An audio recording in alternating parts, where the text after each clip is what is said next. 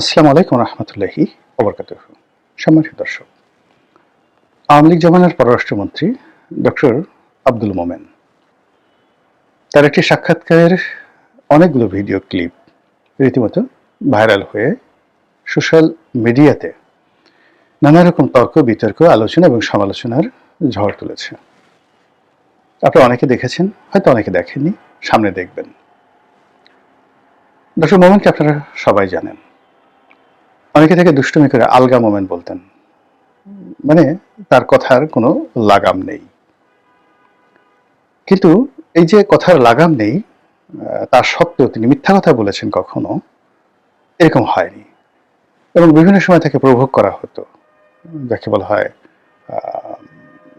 যাতে তিনি রাগ করেন, বেফাস কোনো কথাবার্তা বলেন। কিন্তু তারপরে তিনি কিন্তু কখনো বেফাস কথা বলেননি, বরং তার যে সহজ সরল যে স্বগোক্তি, সেই জিনিসটি আমরা সবসময় দেখেছি। তো তার বক্তব্যের জন্য তিনি যখন পররাষ্ট্রমন্ত্রী ছিলেন, আওয়ামী লীগ বিরোধীরা একদম হা করে থাকতো যে তিনি যে কথাগুলো বলবেন ওখান থেকে জিস্ট সংগ্রহ করে সরকারকে, যাকে বলা হয়, তুলোধনা করা হবে। তিনি বলেছিলেন যে ভারতের সাথে আমাদের যে সম্পর্ক অনেকটা স্বামী স্ত্রীর সম্পর্ক। ভীষণ রকম হাসাহাসি হয়েছিল যে স্বামীকে স্ত্রীকে, তার সেই বক্তব্য নিয়ে। এবং ওই বক্তব্যের জন্য তাকে তার দলের মধ্যে নানা বিব্রতকর পরিস্থিতির মধ্যে পড়তে হয়েছিল। এরকম অসংখ্য বক্তব্য তার জমানাতে ছিল, কিন্তু তারপরেও ভদ্রলোক, একেবারে নিপাট ভদ্রলোক, শিক্ষিত সজ্জন ব্যক্তি। এবং তিনি গত 8.5 মাস ধরে বাংলাদেশে ছিলেন, এটা আমরা সবাই জানতাম। তারপর আমাদের দেশের আইন কানুন হলো কি, যেমন আমাদের অনেক লোক ক্যান্টনমেন্টে ছিলেন, এই আওয়ামী লীগের অনেক লোক, তারপর বিএনপির অনেক লোক, যারা ভিভিআইপি, যাদের জীবন থ্রেটের মধ্যে ছিল। তো জুলাই আগস্টের ওই ক্রিটিক্যাল মোমেন্টে তারা ক্যান্টনমেন্টে ছিলেন। এগুলো নিয়ে যখন আলাপ আলোচনা হলো, তখন ক্যান্টনমেন্টের পক্ষ থেকে তালিকা প্রকাশ করা হলো যে এরা ছিলেন। তারা যখন নিজেদেরকে নিরাপদ মনে করেছেন তারা চলে গেছেন। কিন্তু এরপরে আর কোনো মানুষ ওই ক্যান্টনমেন্টের সঙ্গে ঠিক কনফ্লিক্টে যায়নি যে কেন তারা এই কজন লোকের আশ্রয় দিল। এর কারণ হলো আমাদের দেশের সবাই হলো শক্তের ভক্ত, নরমের জম। কিন্তু আমরা এখনো জানি না যে স্পিকার শিরীন শারমিন চৌধুরী তিনি কোথায় আছেন, কার হেফাজতে আছেন, এবং কারা তাকে প্রোটেকশন দিচ্ছে। তিনি কি দেশের বাইরে গেছেন না এখনো ক্যান্টনমেন্টে আছেন। এই জিনিসগুলো আমরা করি না এই কারণে যে আমরা কখনোই ক্ষমতাকে প্রশ্ন করার মতো দুঃসাহস আমরা বাংলাদেশে বসে দেখাই না। যারা বাংলাদেশ থেকে লাথি খেয়ে, গুঁতো খেয়ে, ভয় পেয়ে পালিয়ে গেছেন বিদেশে, এবং বিদেশে গিয়ে একটা পাশবিক জীবনযাপন করছেন। কেউ হয়তো সমকামী হয়েছেন, কেউ হয়তো যাকে বলা হয় ডিস্কো, ক্যাবারে, তারপরে শেষে অন্য যে সকল পশ্চিমা দুনিয়াতে পারভার্টেড সেক্সুয়াল রিলেশন রয়েছে, যেগুলোর মাধ্যমে ছেলেরা মেয়েরা টাকা উপার্জন করে। এবং আমাদের অনেক বাঙালি ছেলে just as a sex worker হিসাবে তারা সেখানে ইউরোপ আমেরিকাতে নিজেদের দেহ বিক্রি করে অর্থ উপার্জন করে। আর পার্ট টাইমে কেউ হয়তো ড্রাইভারি করে, পার্ট টাইম কেউ হয়তো ইউটিউবিং করে। এই সমস্ত লোকজন মানে প্রথমত তারা বাংলাদেশ থেকে গিয়েছে পালিয়ে, দ্বিতীয়ত তাদের অর্থনৈতিক কষ্ট, এবং ওখানে গিয়ে ইউরোপ আমেরিকাতে গিয়ে তারা যে পেশাগুলো বেছে নিয়েছে সেই পেশার কারণে তাদের ভিতরে সবসময় একটা ট্রমা কাজ করে, ভীষণ রকম ট্রমা কাজ করে। অনেকের যে রেকটাম, মলদ্বার, এটা পচে গিয়েছে। অনেকের শরীরে নানা রকম রোগ ব্যাধি দেখা দিয়েছে। ফলে তারা যখনই কথাবার্তা বলে সেই কথাবার্তার মধ্যে আপনি অসুস্থতার অনেকগুলো লক্ষণ দেখবেন। তো এই লোকগুলো দেখা গেল নিরাপদ দূরত্ব থেকে বাংলাদেশে অনেক সম্মানিত লোককে, ক্ষমতাধর লোককে ইচ্ছামতো গালাগাল করছে। সেটা ডক্টর মোহাম্মদ ইউনূস হন কিংবা জেনারেল ওয়াকারুজ্জামান হোক, তারা ওইভাবে গালাগাল করতে পারেন মানসিক অসুস্থতার কারণে, বিকৃত মন মানসিকতার কারণে। এবং তারা যেহেতু নিরাপদ দূরত্বে বাংলাদেশে থেকে দূরে আছে, তো এবং সেখানে তারা অ্যাসাইলাম হিসেবে আছে, সেই অ্যাসাইলাম হিসেবে আছে।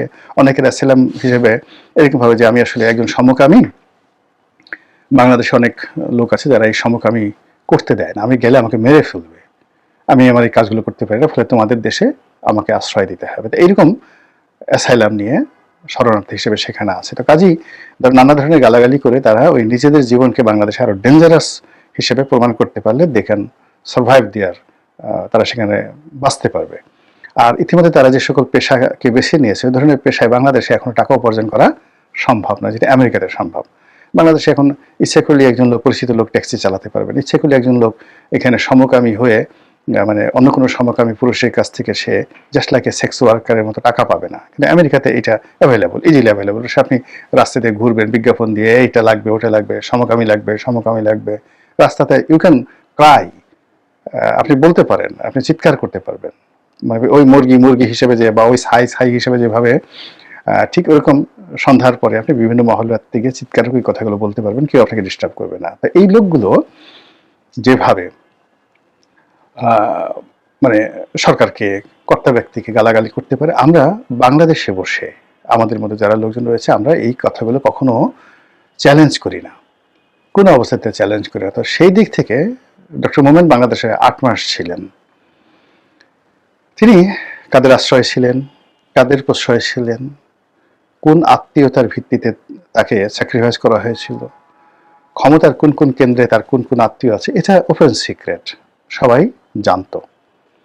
কিন্তু দুটো কারণে বলতো না। একে তো ডক্টর মোমেন একজন ভদ্রলোক মানুষ, আর দ্বিতীয় যে জিনিসটা হলো সেটা হলো তার সঙ্গে যাদের সম্পর্ক সেটা হলো ক্ষমতার একদম এক্সট্রিম পর্যায়ে কর্তা ব্যক্তিদের সঙ্গে তাদের আত্মীয়তার সম্পর্ক, বন্ধুত্বের সম্পর্ক, সৌহার্দ্যপূর্ণ সম্পর্ক। ফলে হি ওয়াজ সেফ, ঢাকাতে 8.5 মাস সেফ ছিলেন। কিন্তু একটা সময় দেখা গেল যে ওই তার যারা লোকজন আছে, এখন তো যেহেতু ক্ষমতার যে ভারসাম্যটা খুব দ্রুত নষ্ট হয়ে যাচ্ছে, সেই ভারসাম্যটা নষ্ট হওয়ার কারণে তার আশ্রয়দাতারা, প্রশ্রয়দাতারা যখন তাকে সতর্ক করলেন যে ইউ শুড লিভ নাও, আমরা এখন আপনার কে আর প্রোটেক্ট করতে পারবো না, তখন তিনি চলে গেলেন। তো সেই চলে যাওয়ার সময়টিতে তার সহজ সরল যে স্বীকারোক্তি এবং তার যে সহজ সরল আচরণ, এই আচরণের কারণে অনেকগুলো কৌতুকময় পরিবেশ পরিস্থিতি তৈরি হয়েছে। যেমন যেদিন তিনি চুল কামিয়েছিলেন, পুরো মাথা টাক করে ফেলেছিলেন, এই জিনিসগুলো বলছি এই কারণে যে তিনি নিজেই হেসে হেসে বলছিলেন যে তিনি এতটা অভিনব কায়দায় পালিয়েছিলেন আর এতটা অভিনব কায়দায় পালিয়ে এসেছেন যে এগুলো নিয়ে একটা সিনেমা হতে পারে।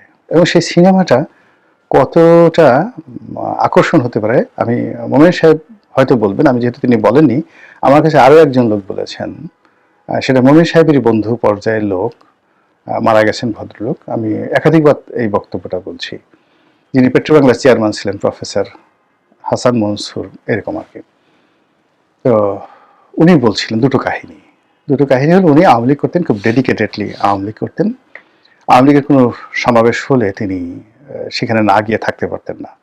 তো ঢাকা বিশ্ববিদ্যালয় মৃত্তিকা বিজ্ঞাপন আগের একজন একেবারে ফুল অধ্যাপক, তো গুলিস্তানে গিয়ে দাঁড়িয়ে দাঁড়িয়ে তিনি নেতাদের বক্তব্য শুনছেন, এটা তো স্বাভাবিক বিষয় না, কিন্তু এটা তার ভালো লাগতো, তিনি এটা শুনতেন, এটা তার একটা ভালোবাসা। এবং ওই যে আরেকজন জগন্নাথ বিশ্ববিদ্যালয়ের ভাইস চ্যান্সেলর ছিলেন প্রফেসর মিজানুর রহমান, তারও এই অভ্যাসটা ছিল, মানে একেবারে ডেডিকেটেড আওয়ামী লীগ করতেন, আওয়ামী লীগের বাইরে তার অন্য কোনো চিন্তা না। তো ওই ভদ্রলোক তো একদিন গুলিস্তানে গেছেন, অনুষ্ঠান শুনতে শুনতে একটা সময়ে তার মানে পুলিশের লাঠিচার্জ শুরু হলো। তো সবাই এলোপাথারি পিটাচ্ছে পুলিশ সবাইকে, সবাই দৌড়াচ্ছে। তো তিনি একটু ভাবলেন যে আমি বয়স্ক মানুষ, প্রফেসর মানুষ, তো আমি পালাবো না বলে তিনি জাস্ট দাঁড়িয়ে রইলেন। আর পুলিশ এসে একেবারে তাকে বললেন যে শুধু আমাকে পিটালো না, আমার ঠিক পাছার উপরে তারা পিটালো, এমন জোরে জোরে পিটালো, পাছা ফুলে লাল হয়ে গেল। বয়স্ক মানুষ এমন সুন্দর করে বলছেন, এখন মানে আমি হাঁটতেও পারি না, বাসায়ও যে রিক্সায় করে যাবো তাও যেতে পারি না, কি যেটা বিপদে পড়ছি।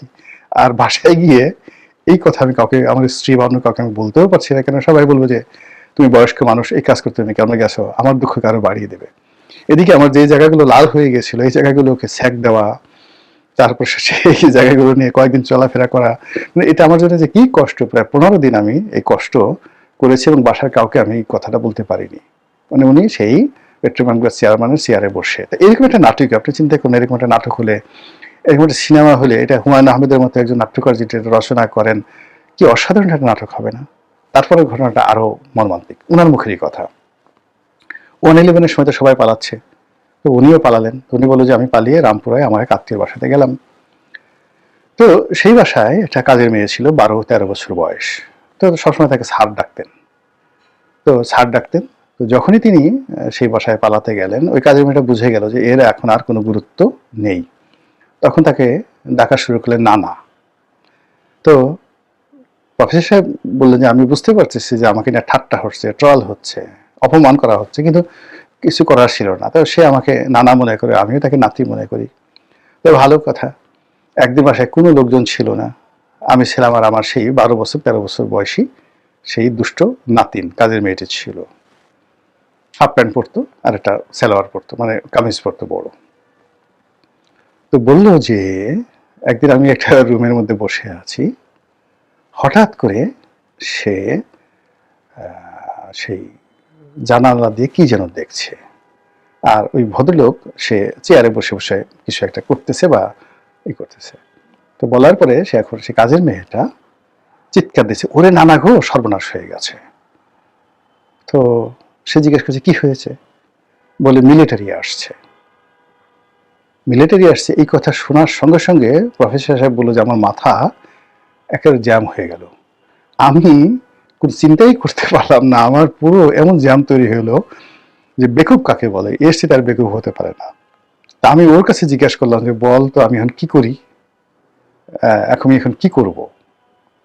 তো বললো যে এক কাজ করেন, মিলিটারিতে রাস্তায় আমাদের ঘরে ঢুকবে, দেখি ঢুকে কিনা এই সময়টা পর্যন্ত আপনি ওই চৌকির তলে পালান, খাটের নিচে পালান। তো সে প্রফেসর সাহেব বললো যে আমি আর মানে একটা সেকেন্ডও চিন্তা করার আমার সময় হলো না, আমি ওর কথা মতো খাটের তলে ঢুকলাম।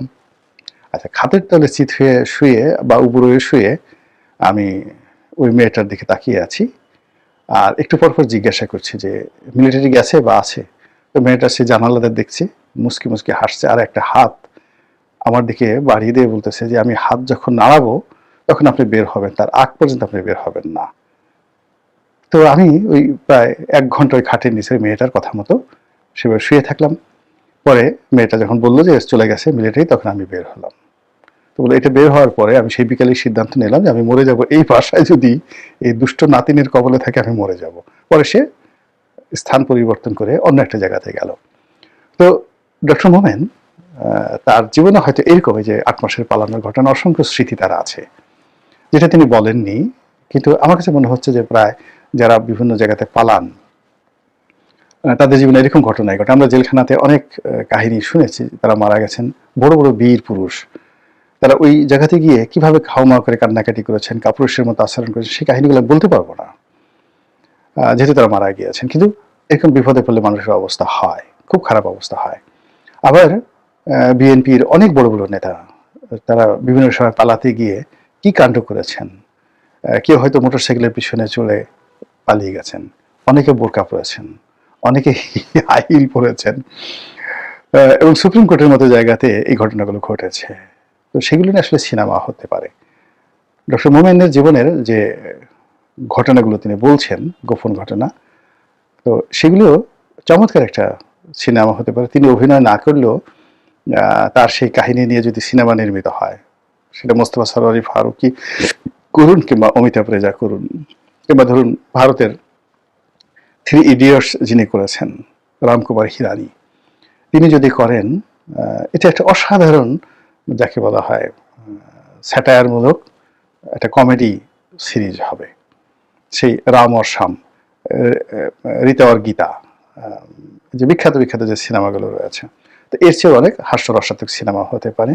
এবং এই যে রাজনীতির যে কমেডি এবং রাজনীতির যে ট্রাজেডি, আমরা এগুলো নিয়ে যতই কথাবার্তা বলি না কেন, কিন্তু যে ভদ্রলোক, সেটা প্রফেসর ওই যে মনসুর সাহেবের কথা চিন্তা করেন অথবা ডক্টর মোমেনের কথা চিন্তা করেন, তারা এই দুর্ভোগ এবং দুর্দশাগুলো যখন তারা ভোগ করেছেন, এখন ধরেন ডক্টর মোমেন হাসছেন, আপনার ভালো লাগছে, কিন্তু যেই সময় তিনি ভয় পেয়েছিলেন, প্রচন্ড ভীত সন্ত্রস্ত হয়ে পড়েছিলেন, তখন তার চোখ কেমন হয়েছিল, তার মুখ কেমন হয়েছিল, তার মাথায় কি পরিমাণ তেল ছিল, তার যে দাড়ি মোবারক তখন কেমন ছিল, তার ঠোঁট কিভাবে শুকিয়ে গিয়েছিল, ওই দৃশ্যগুলো একজন অভিনেতা, আমির খানের মতো একজন অভিনেতা যত সুন্দর করে ফুটিয়ে তুলতে পারবেন, আপনারা সেই দৃশ্য দেখে যত মজা পাবেন, এটা আপনারা এখন কল্পনাও করতে পারছেন না। কিংবা ধরুন একদিন তিনি সেই খেতে বসছেন, এমন সময় কেউ তাকে ভয় দেখালো বা একটা খবর আসলো যে আপনাকে খুঁজছে, তার খাবার বন্ধ হয়ে গেল, তিনি চিন্তা করলেন যে আমি এখন একটু বাথরুমে যাব, এখন তার যাওয়া দরকার। ঠিক ওই সময় তার একটা দুঃসংবাদটা আসলো যে আপনার এই বাসা এখনই পাল্টাতে হবে। এবং ঠিক সেই সময় তিনি বাসা পাল্টালেন এবং মাঝপথে তার প্রাকৃতিক কর্মের সে চাপ পড়লো, তিনি মুচড়াচ্ছেন। কেমন একটা পরিস্থিতি আপনি চিন্তা করেন। তো এই কথাগুলি তিনি নাটকীয় বা সিনেমাটিক বলার চেষ্টা করেছেন। আল্লাহ যেন এইরকম দুর্ভোগ এবং দুর্দশা কোনো মানুষের জীবনে না দেন, এবং মানুষ তার আপন কর্ম দ্বারা যেন এই সকল দুর্ভোগ দুর্দশা থেকে নিজেদেরকে নিবৃত রাখতে পারেন। এই জন্য আল্লাহর দরবারে আমাদের সবার উচিত পানাহা চাওয়া। আমি নিজের জন্য আল্লাহর দরবারে পানাহা চাচ্ছি, আমার জীবনে যেন এই ঘটনা না ঘটে। আল্লাহ আমাদের সবাইকে হেদায়েত দান করুন এবং হেফাজত করুন। আসসালামু আলাইকুম ওয়া রাহমাতুল্লাহি ওয়া বারাকাতুহু।